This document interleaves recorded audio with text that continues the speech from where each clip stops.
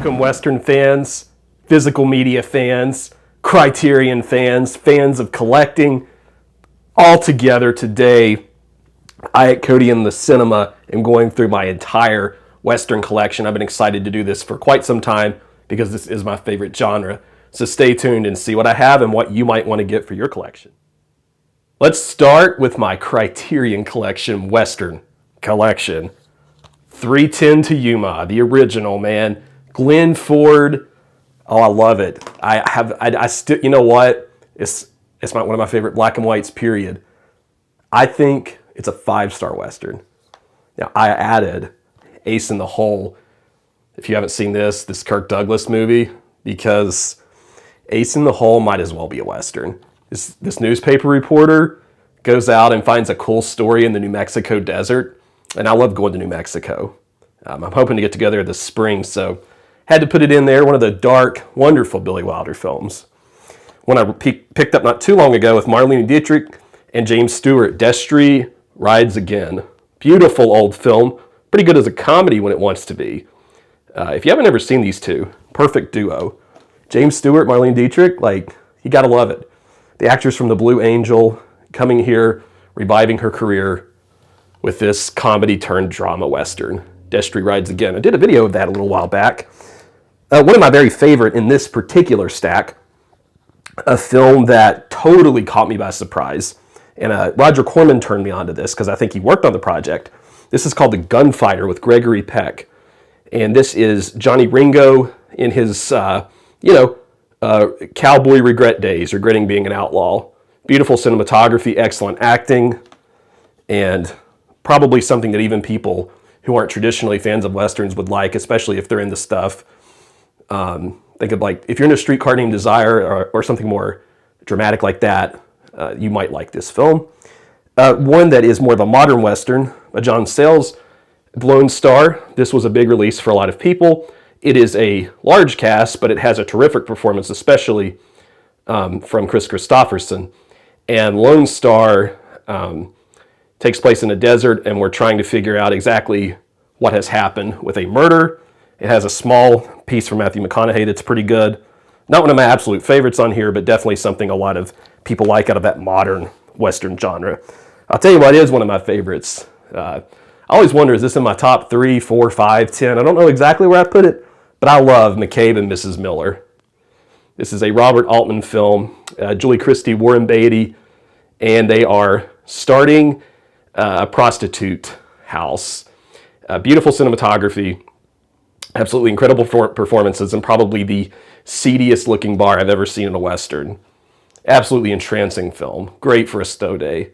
Just addictive as it can be. Shelley Duvall's also in it, as is Keith Carradine in a small role.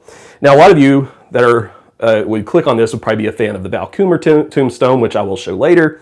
But if you haven't ever heard of My Darling Clementine, this is the John Ford take on this, an excellent film with, Henry Fonda is Wyatt Earp, and then you get a terrific performance from Walter Brennan as well as a villain. You got to check that one out if you haven't. I'm hoping to go to Tombstone either this spring break or Christmas or the next on our way to the Saguaros. So I'm really looking forward to learning more about this if I get to go there. The actor from Terminator who's in Tombstone, the movie Tombstone, he actually sometimes shows up in the town of Tombstone, so I'm hoping to run into him. Red River, Howard Hawks' film with John Wayne, where John Wayne goes absolutely crazy driving some cattle. Great film, black and white.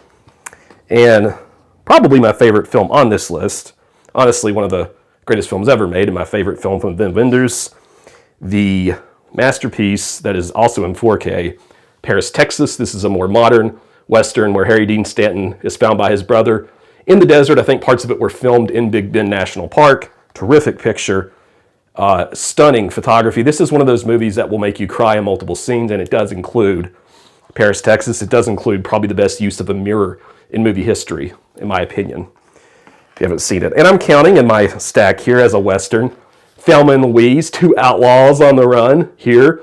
Parts of this are shot in Dead Horse Point State Park, a beautiful park in Utah. Gina Davis, Susan Sarandon. The 4K of this is gorgeous, folks, if you haven't checked it out. Also features Harvey Keitel, and a few other great actors.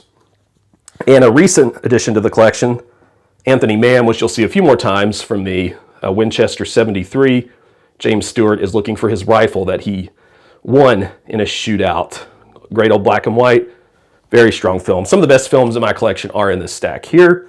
Of course, you can't go wrong with the film that really started the Western genre into what it is. This wasn't the first Western, but this Western lifted the genre. It elevated it to something a little bit more substantial. John Ford's Stagecoach. And I actually found a poster of Stagecoach this past summer that I put downstairs in the living room.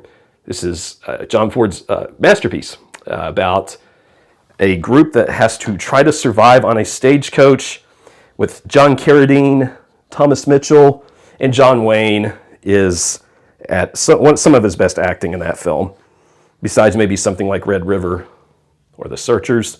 And I also have this Bud Bedecker Renowned Westerns pack. I've watched most of these now. I plan to watch all of them at least a few times. This is one of the great 4K packages from Criterion. These are lower budget, but absolutely beautiful films. Martin Scorsese really championed this filmmaker, and I'm so glad he did. And as of right now, that's my Criterion collection. I have a few more things coming.